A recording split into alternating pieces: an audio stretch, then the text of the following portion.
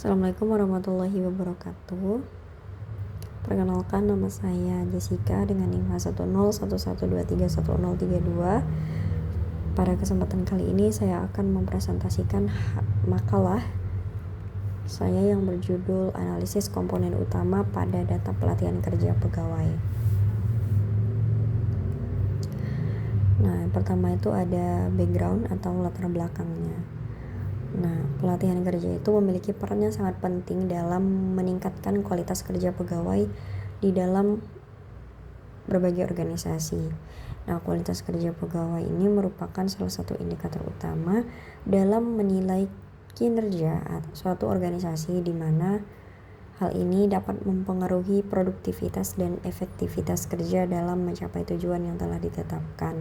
Nah, makalah ini bertujuan untuk menganalisis data yang melibatkan 10 sampel atau observasi dengan 3 variabel bebas, yaitu variabel on the job training sebagai variabel X1, variabel of the job training sebagai variabel X2, dan training of trainer sebagai variabel X3 dengan menggunakan analisis komponen utama.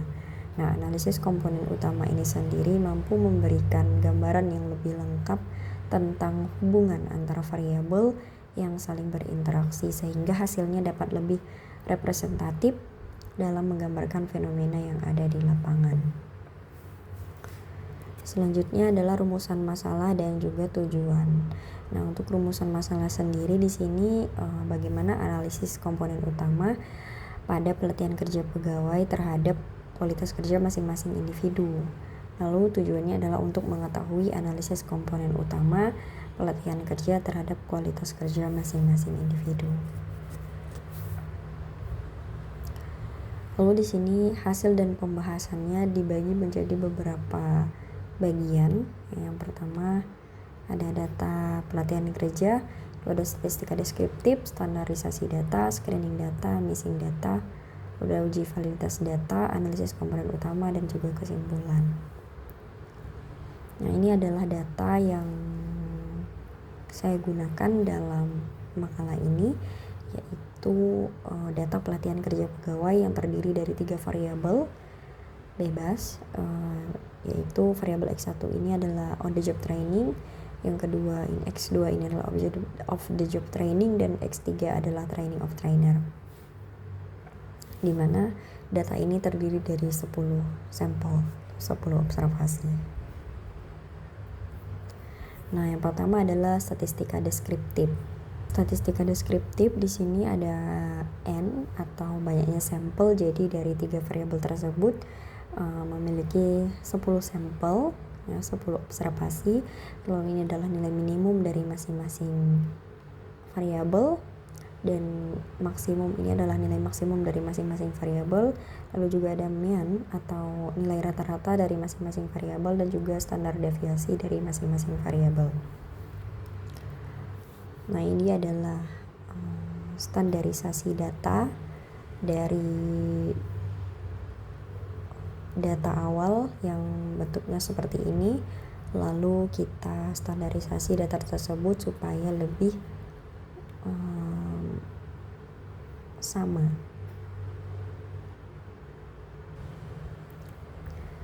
Nah, standarisasi data adalah proses penyamaran dan juga pengaturan data ke dalam format yang lebih konsisten agar mudah dipahami, diakses, dan digunakan oleh berbagai pihak. Nah, itu adalah pengertian dari standarisasi data. Jadi di sini standarisasi data menggunakan software RStudio dan memberikan hasil seperti ini.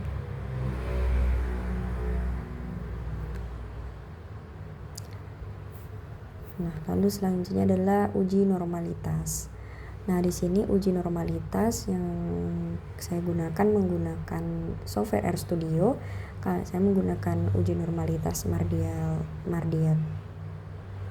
Test. Nah, uji normalitas ini sendiri digunakan untuk melihat apakah data tersebut berdistribusi normal atau tidak, sehingga bisa kita analisis lebih lanjut.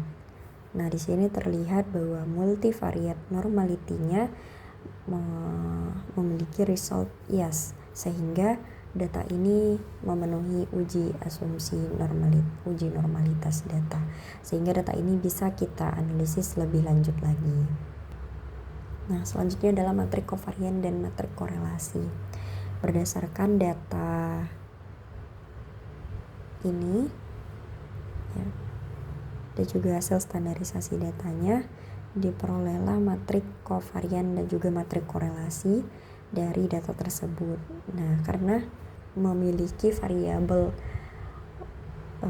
sebanyak 3, maka matrik kovarian dan juga matrik korelasinya juga berukuran 3x3, sehingga inilah hasil dari matrik kovarian dan juga matrik korelasinya. Selanjutnya adalah uji validitas data. Nah, dari uji validitas data ada uji KMO dan juga uji Bartlett dan MSA. Nah, di sini yang pertama itu adalah uji KMO dan Bartlett. Nah, uji KMO.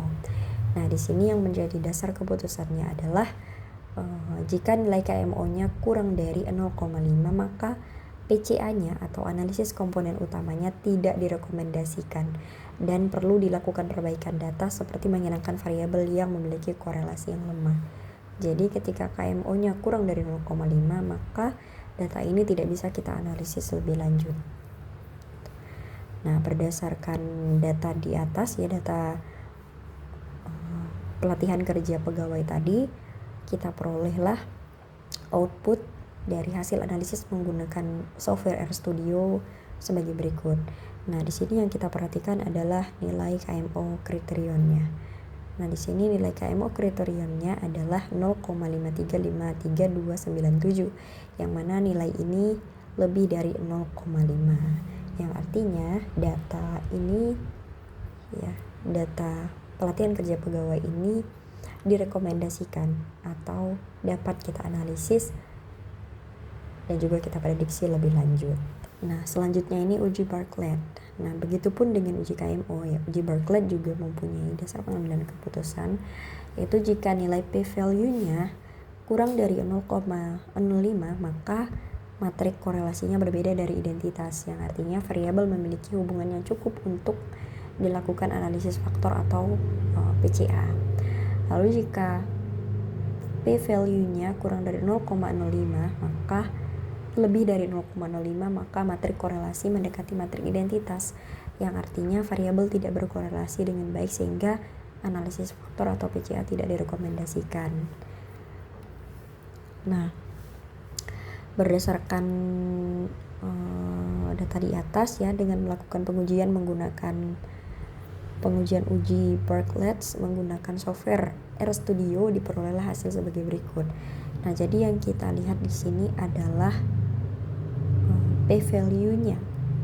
Nah, di sini kita lihat p-value-nya bernilai 0,03278, yang mana nilai p-value ini kurang dari 0,05. Kurang dari 0,05, yang artinya matrik korelasinya berbeda dari matrik identitas, atau variabelnya memiliki hubungan yang cukup untuk analisis faktor atau PCA, sehingga data kita tadi bisa kita lakukan analisis faktor atau analisis lebih lanjut. Nah, ini uji menggunakan uji Bartlett menggunakan software RStudio. Nah, selanjutnya adalah uji MSA. Jadi MSA ini juga sama dengan KMO dan juga Bartlett ya. Tujuannya untuk melihat apakah data tersebut atau data yang kita analisis itu bisa ditindaklanjuti atau bisa kita analisis lebih lanjut lagi gitu. Nah, di sini juga terdapat syarat-syaratnya ya. Yang pertama, jika MSA-nya sama dengan 1, artinya variabel dapat diprediksi tanpa adanya kesalahan oleh variabel lain. Jadi kalau MSA-nya 1, dia bisa diprediksi tanpa adanya error atau kesalahan. Lalu jika MSA-nya kurang dari 0,5, maka variabel masih bisa diprediksi dan dianalisis lebih lanjut. Nah, selanjutnya adalah MSA-nya kurang dari 0,5.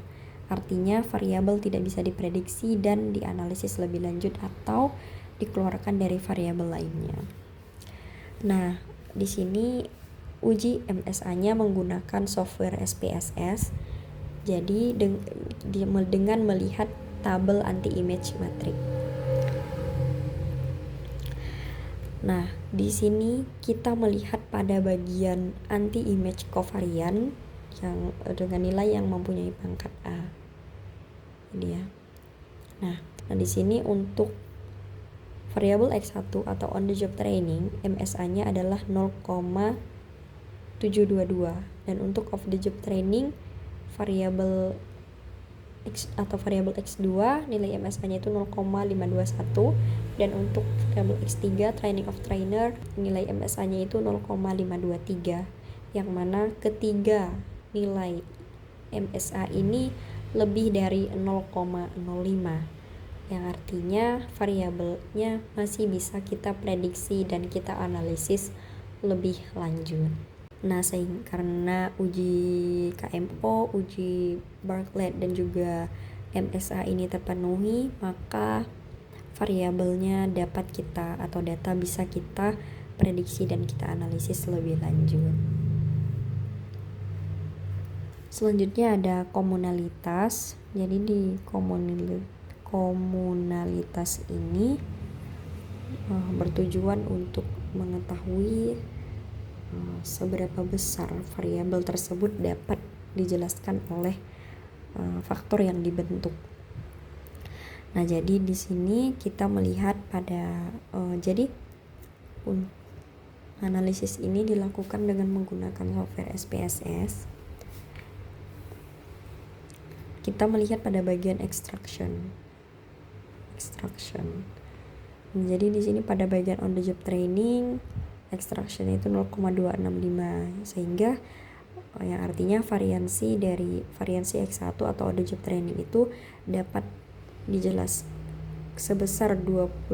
dijelaskan oleh faktor yang dibentuk sebesar 26,5%. Begitupun dengan off the job training dan training of trainer. Nah, selanjutnya adalah total variance explain.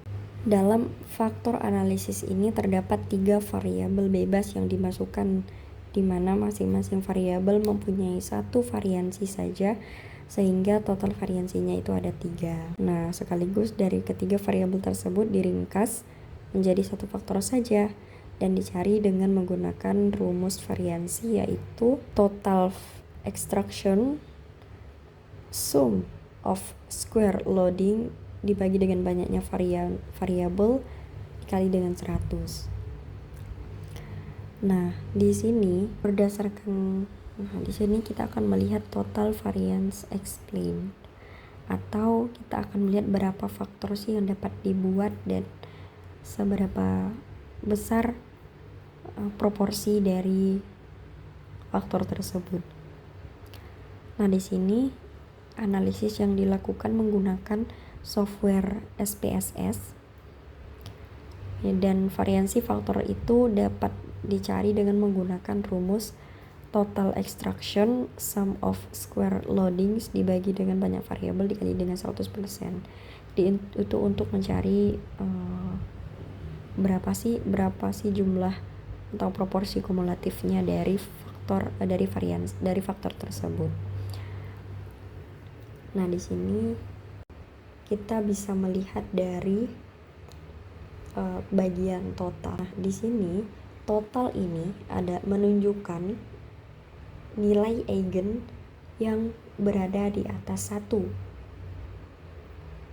Jadi, untuk melihat total variance explain dari data tersebut, kita bisa melihat dengan 2 cara. Yang pertama, kita bisa melihat nilai eigen yang berada di atas 1 atau kita bisa melihat kumulatifnya yang berada di antara 70 sampai dengan 80%.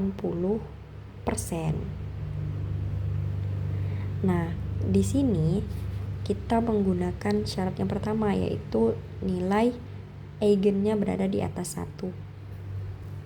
Nah, dari tabel ini dapat dilihat bahwa total dari nilai eigen yang berada di atas 1 hanya 1 saja, dengan variansi faktornya itu atau kumulatifnya sebesar 65,67%. Karena kalau misalnya kita menggunakan kumulatif, kalau misalnya variansinya di antara 70 sampai dengan 80, dia tidak memenuhi, sehingga kita menggunakan nilai eigen yang berada di atas 1, sehingga faktor yang dapat dibentuk itu hanya 1 saja, dengan kumulatif proportionnya itu sebesar 65,674%.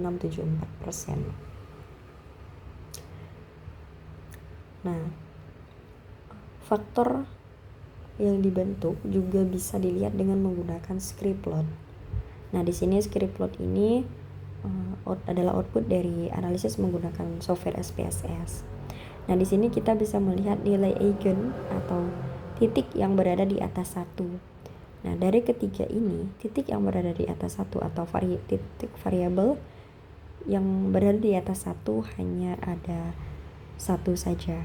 Nah, dari sini kita bisa melihat bahwa faktor yang bisa dibentuk dari data tersebut atau dari analisis tadi adalah 1 faktor saja.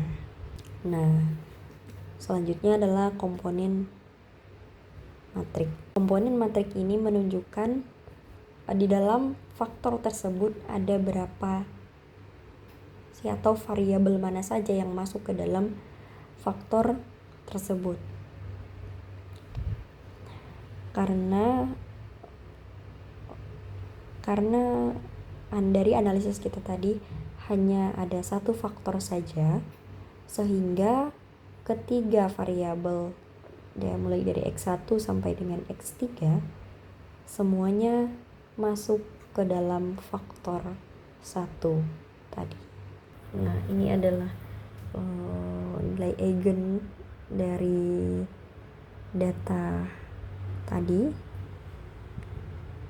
Ya, di sini nilai eigen yang di atas 1 itu hanya ada 1 saja.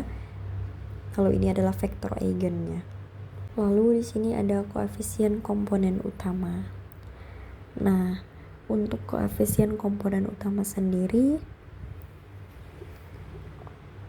analisisnya menggunakan software RStudio. Jadi di sini karena variabel dari data yang kita analisis ada 3, sehingga di sini rotationnya juga 3x3, sehingga di sini juga ada PCA1, PC1, PC2 dan juga PC3. Nah, dari hasil analisis menggunakan software RStudio, jadi kita bisa membentuk persamaan, yaitu Y1 sama dengan negatif 0,367 X1 ditambah 0,6667 X2 668.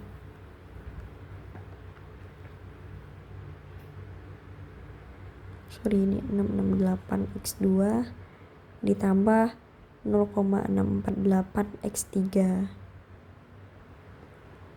Lalu Y2 nya ini yang bagian PCA2 0,926 X1 ditambah 0,91197 X2 ditambah 0,320 X3.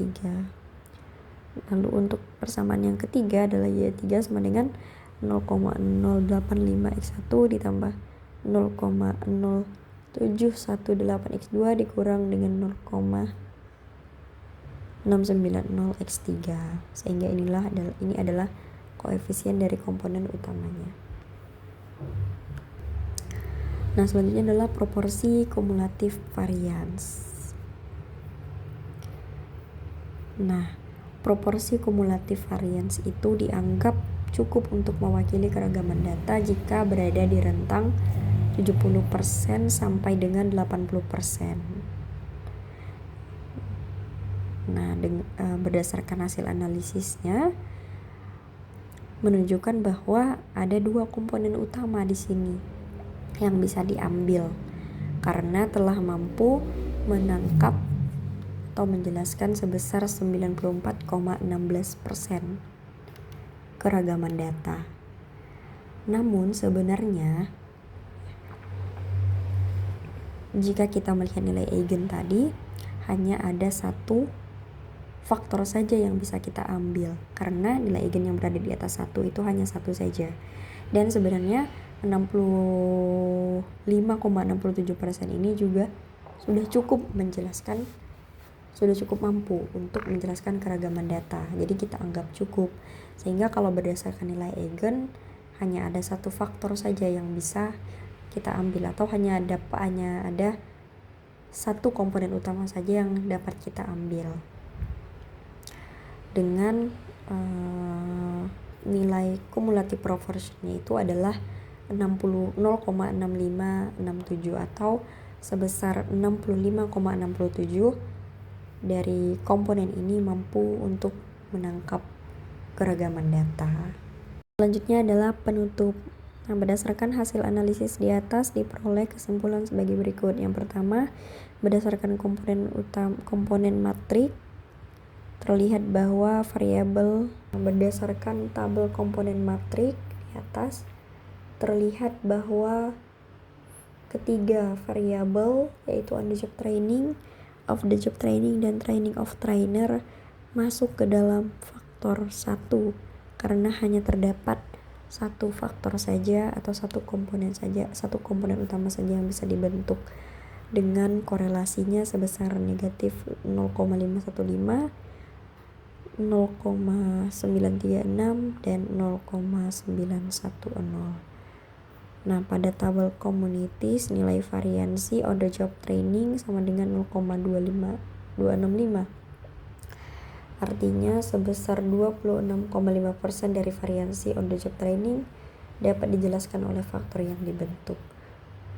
Variansi of the job training sama dengan 0,876, artinya sebesar 87,6% dari variansi of the job training dapat dijelaskan oleh faktor yang dibentuk. Dan variansi dari training of trainer sama dengan 0,829, artinya sebesar 82,9% dari variansi training of trainer dapat dijelaskan oleh faktor yang dibentuk. Nah, variansi faktor memperoleh hasil 0,6567 yang artinya sebesar 65,67 total faktor mampu menjelaskan variabel.